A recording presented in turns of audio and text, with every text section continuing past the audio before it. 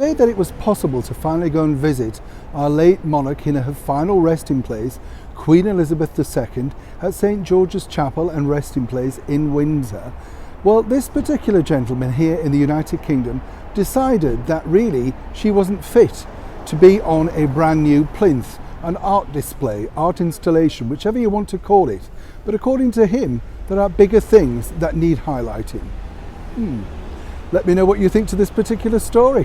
Hi, good morning, Neil Sean here in the very heart of London. Thank you so much for joining me today, and as ever, it's a real pleasure. As you know, London is a cultural history, you know. In fact, many major cities around the world are. We've got so much history, haven't we, wherever we look around the world, and people obviously cite the bigger places in the world, but every single place has its own history.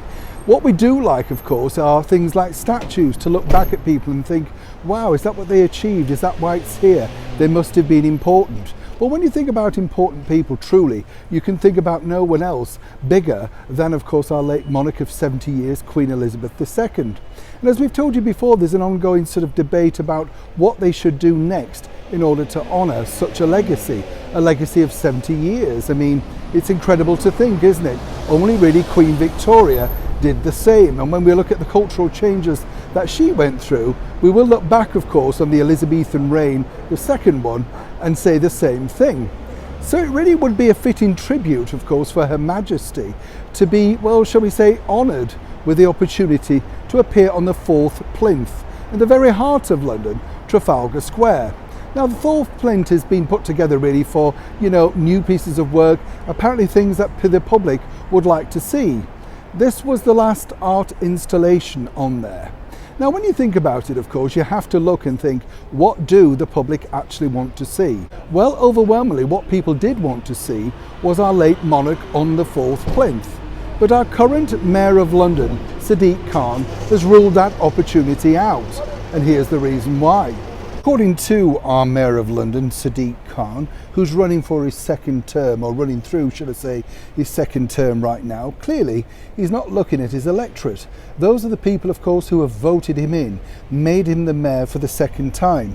Now, lots of people would say he's not been particularly successful at all as London mayor. Crime is up, everything is up, in fact, and mainly a lot of the problems are particularly under his remit.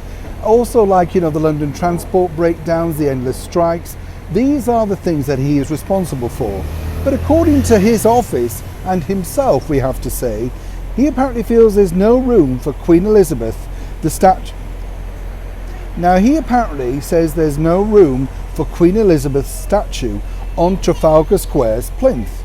The Mayor's office has said in a statement that the statue to the late Queen will not be erected on the fourth plinth, but they will continue to be reserved for temporary modern art commissions. Now, it's strange, isn't it, when you think about it, because Sadiq Khan is one of these people that many might say is a radical thinker, and of course wants to clean up the city. If you recall, he banned ads on the tube like Beach Body Ready and fast food ads. But you would have thought, given the outpouring of love for the late monarch, he may have relented, but seemingly not.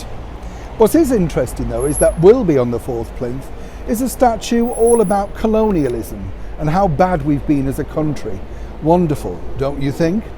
I think really, when you think about Mr. Khan's tenure as mayor, it's going to be difficult how he's going to pull back from this, because clearly he hasn't read the room, and now there is a petition to see if this could be reversed. However, what I find strange on a personal level is this, and you find this with all leading politicians.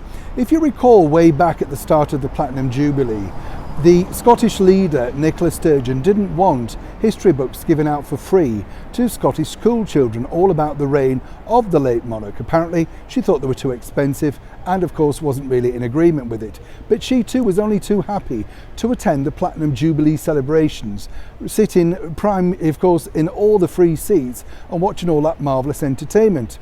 And when you also look at Sadiq Khan, he too is very keen to sit down in Kensington Palace with, of course, the brand new Prince of Wales, Prince William, when he wants to get his point across or get some good PR, because they know that the royals are good for their PR. But when it comes to their own ventures, clearly they're not as royal or indeed for the British country as they'd lead you to believe. And when you think about it also moving forward, you have to look and say, well, finally, it's the people that decide whether you return or not. And given the outpour of anger about this particular situation so soon after the late monarch's death, one wouldn't really like to cast a vote as to whether Sadiq Khan will remain London Mayor for a third term. Neil Sean in the very heart of London.